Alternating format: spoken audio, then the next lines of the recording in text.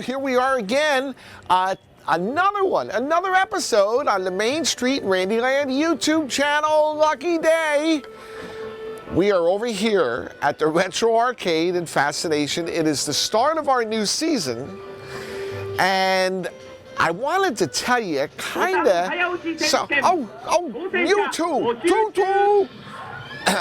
going to tell you a little bit about the stuff you do off season. Well, what do you do off season? The stuff is already there. Well, one of the things you do is you enhance some of the things that are there. Well, this year we put in the new carpeting, which then translated into I had to enhance the lighting. Well, what does that have to do with it? Because the carpeting is vibrant and colorful, you need the light to bring out the color. Well, this building has old fluorescent light fixtures. I mean, they're old. And on the boardwalk, these things don't last really long because of the damp salt air. They get rusty and the ballasts burn, and it's just one of those things. Well, most of the lighting in here didn't work because it wasn't necessary. It didn't need to be real bright, but now I wanted to bring out the carpet, so I had to have every light fixture working, which meant they had to become now LED replacements instead of fluorescent, which are brighter and more power friendly. So you have to get the bulbs, and they're expensive, and then you got to get them too, and then you got to get them up there, and you got to get in there, and you got to change them. And they're very bright. They're much brighter than the fluorescent light bulbs were, so there's absolutely no need to run 4 bulbs in one fixture. So I'm running 1 bulb per fixture, and it is plenty bright enough. I don't even have one row on right now that's right over the machines, and that's fine. I mean, I'll run it probably more during the summer, but I didn't turn that one on, but it's fine. But all the other ones are there, and it brings out the color of the carpet. Then you get into what can you do on the machines themselves. Well, here's an example. Remember Gunfight? Sure, you remember Gunfight. So I decided to enhance my Gunfight. Now, on my Gunfight, I had originally, this is not original design, I had put a red light in the front here so that you know when you got hit. But sometimes you couldn't tell when you hit the other guy. So I said, well, wouldn't it be interesting if you had something that would light up on the other side? Well, so what I did was, oh, there we are. See if we can hit the other guy. It lights up red when I hit him, you see that? There you go. And I have the same thing on this side so that the other guy can see you. So when it lights up red, you can see it, but his red bulb will light up on the other side of the wall, so he knows he got hit. So that's an improvement, you see? I improved the game experience. This is what I do. So what else can you do to improve stuff? Well, remember the Whack-A-Moles? The Whack-A-Moles were here 2 years ago. But last year, they were missing. I pulled them away. Why? Well, the compressor was running, was never stopping, building up a big electric bill for no reason.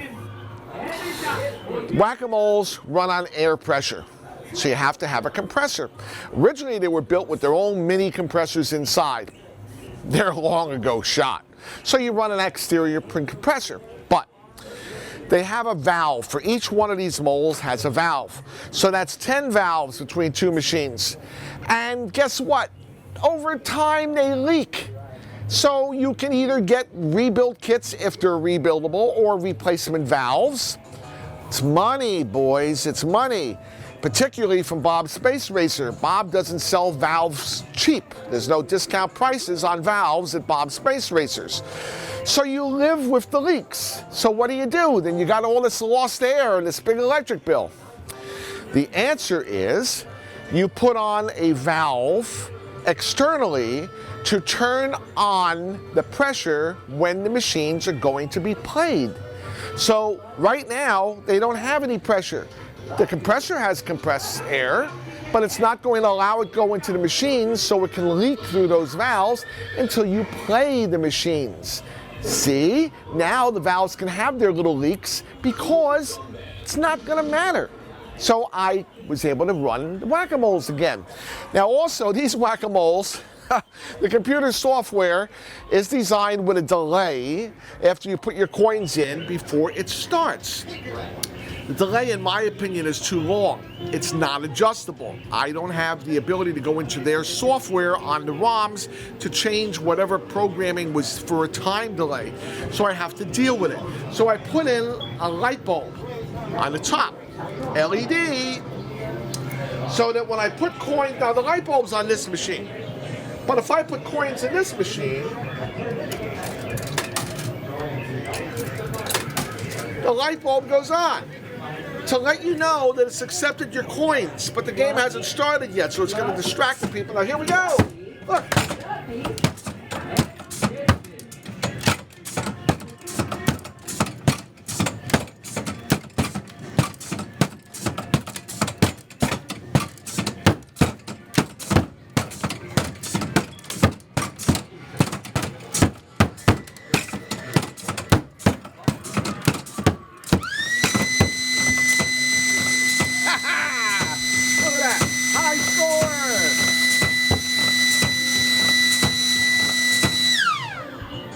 And my light is off, which is a twofold factor.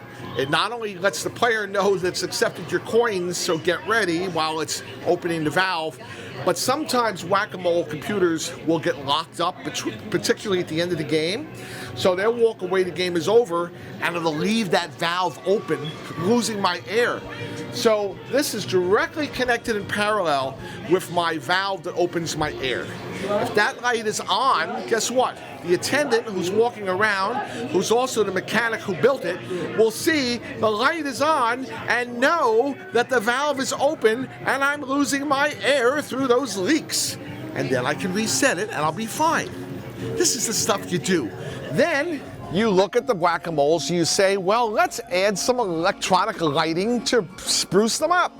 So I added the LED lighting going around the borders of the two different whack-a-moles to bring life to them, to let you know they want to be played. Then you say to yourself, well, now that there's brighter lights on the ceiling and there's flashing lights on the whack-a-moles, what can you do next? Well, the skee balls were kind of looking dingy because now that the lights were on, it was showing the wear. So you had to resurface your lanes and around your rings. And this is to bring out the color and the vibrancy. This is the stuff that goes on.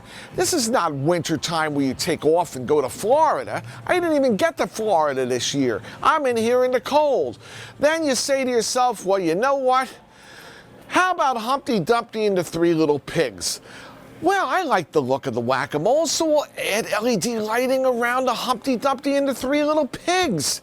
And if you think that's easy to do, you could literally spend an entire day trying to do that stuff.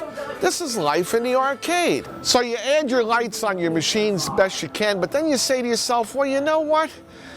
Now the Fascination could use a little pizzazz for this year. So what we did was, I added some little pink neon Fascination signs on either side. You see that? Now, I just saw something that's upsetting me a little bit, and this is what happens when you first open. I spent hours one day rebulbing the winner sign and the Fascination sign because they both went out. And as I'm standing here, I'm watching the lights flicker in the House of Lights sign. You see that? Which means the bulbs are on their way out. And they're very, very, very hard to get to those bulbs to change. But I didn't have any more bulbs. I'm going to have to order them. The winner every time sign, the Fascination sign, they got brand new bulbs, but now the House of Lights sign is going to need bulbs also. So this is what I'm going to have to go through.